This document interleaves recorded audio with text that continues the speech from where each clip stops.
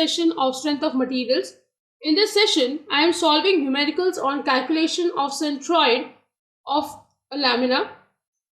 We'll start with the first numerical. Find the centroid of the lamina shown in the figure below. This is an inverted T section which is given to be the question.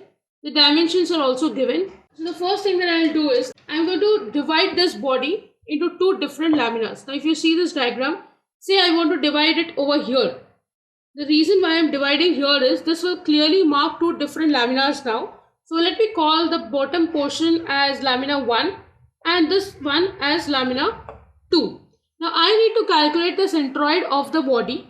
First I'll calculate the centroid of these individual bodies and then I'll calculate for my total body. I will start with calculating the area of lamina 1. So when I calculate the area of lamina 1, say I call it as A1, this will be 150 into 20.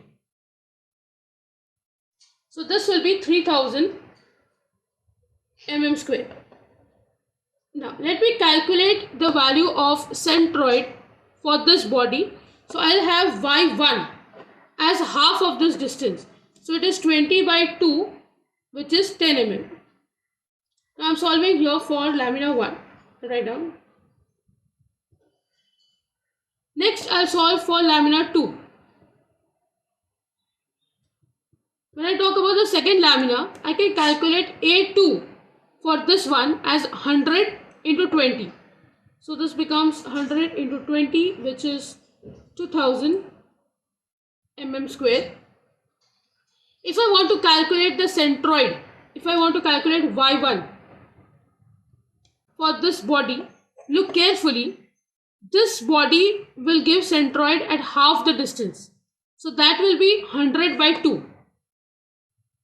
But this is not lying in the air, right? So it has to have some distance from the base. So let me mark the axis, which I didn't do before. I'll mark it here. Say I call this as y-axis and I call this as x-axis. This is my origin O. So obviously the G which you are marking will be somewhere here, half of this distance. Say this is my G2 and the initial one was my G1. But for the first one, obviously the distance was from this bottom end. So I didn't have to bother for more. But when I talk about this one, it is not only 50 plus this distance 20. So I will write here 100 by 2 plus 20. So this makes it to 70 mm. So this is all about the Y calculation. Now let's talk about the X calculation. For this body, there's only lamina 1.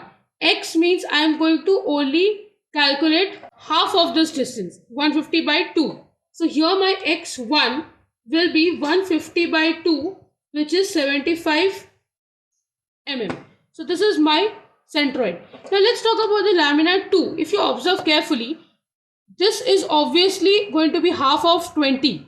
But it is not lying in between. It has to have some reference axis, which will be the y-axis. So when I talk about its distance from this axis, obviously it will again be 150 by 2. So if you look carefully, this is nothing but 150 by 2, 75 mm. Which means the centroid for both the bodies with reference to the y-axis, the value is same. Now let's calculate x bar and y bar, which is the position of G. I know the formula of x bar. Now we have written the formula in terms of mass. I told you whether it is mass or area, it doesn't really make a difference. Instead of m, just write down area. So I'll have A1 x1 plus A2 x2 upon A. A is going to be, okay, then I have A1 plus A2 in the below portion. So when I solve this, I will have area A1 as 3000 into x1, which is 75, plus A2 is 2000 into 75 upon 3000 plus 2000. When I solve this, I get the value of x bar as 75 mm. Next, I'll calculate for y bar again. Y bar is going to be A1 y1 plus A2 y2 upon A1 plus A2. Now A1 is 3000 into Y1 is 70. Okay, this is Y2. It is 10 plus 2000 into 70 upon 5000. So when I solve this, I get the value of y bar as 34 mm. So I know that the centroid G, which has coordinate x bar y bar, is at 75, 34 mm. So this is how you calculate the centroid of this lamina. Now let's mark it. I want to calculate 75, which means obviously at the center of the body. So somewhere here is the center, and G will be somewhere in between these two values. If you observe, this G2 was having Y2 at 70 and Y1 at 10. So between 10 and 70, somewhere in between will lie my value of G, which is over here. G x bar Y bar. So this is how the centroid is supposed to be calculated for an inverted T section. Now let's take up another numerical. Find the centroid of the lamina shown in the figure below.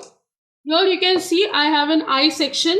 This is called as unidentical eye. So they are not identical in these two flanges. These are called as flanges, and this is called as a web. And this is called as flanges. So when they have equal dimensions, there will be identical eye. When it is not equal in dimensions, it will be an unidentical portion. So this is still an eye section. You can observe the dimensions are given here. So I need to calculate the centroid of this entire lamina. First I will start with marking of my x and y axis. So this is my x axis, this is my center, and here I will mark my y axis. If you want, you can also take the y axis in between. That is your choice. You can mark an axis like this. You can mark the y axis here and go backwards. It's completely your choice how you want to see your quadrant. I want to always mark in this fashion. Okay, now I'll first divide this body into 3 laminas, as you can see. So the bottom portion I will separate over here. So this much portion, this rectangle, is my lamina 1. I will divide here. So this central portion, the web, is my lamina 2. And this top flange is my lamina 3. Now I will start with calculation of area and x1, y1, x2, y2, x3, y3, which is the position of g1, g2, g3 for these bodies. So I will start for lamina 1.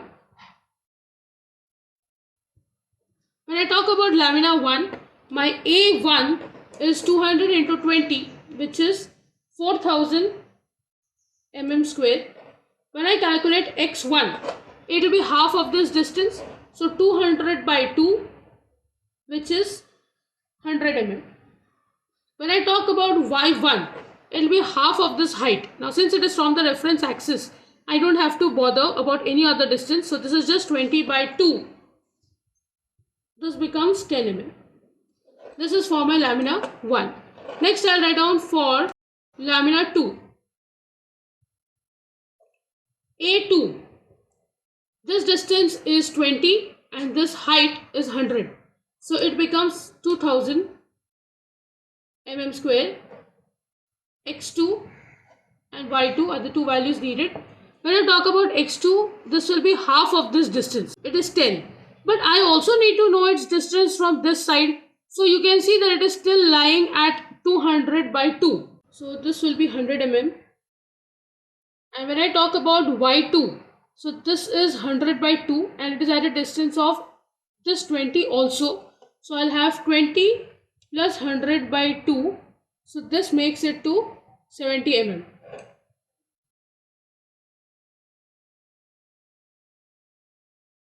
Next I'll calculate for lamina 3. My A3 is 20 into 100. It's 2000 mm square.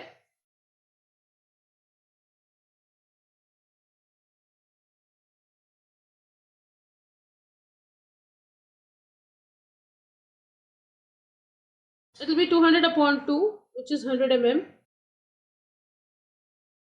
For Y3, here it will be at half of this distance, which is 20 by 2.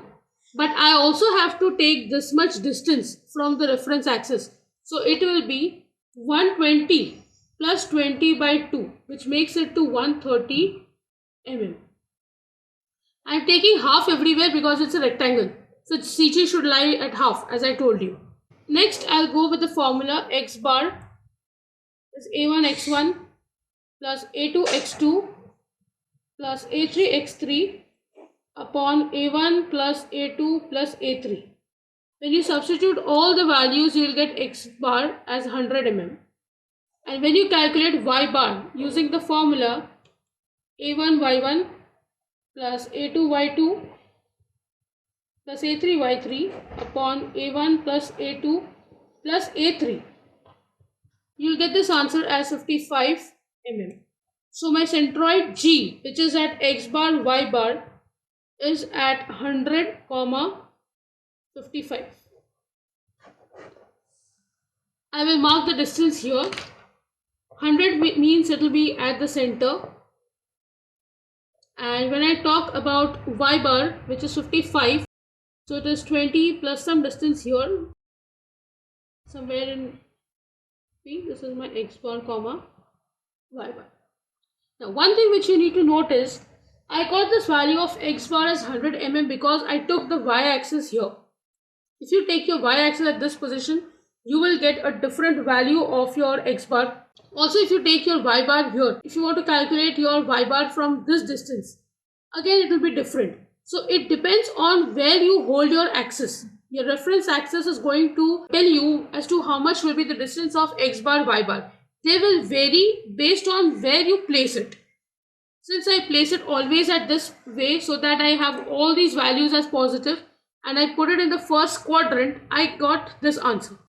I hope you have understood the calculation of centroid. If you have any doubts, please write to me in the comment section. In the next session, we will solve some numericals on calculation of moment of inertia. See you in the next session. Thank you.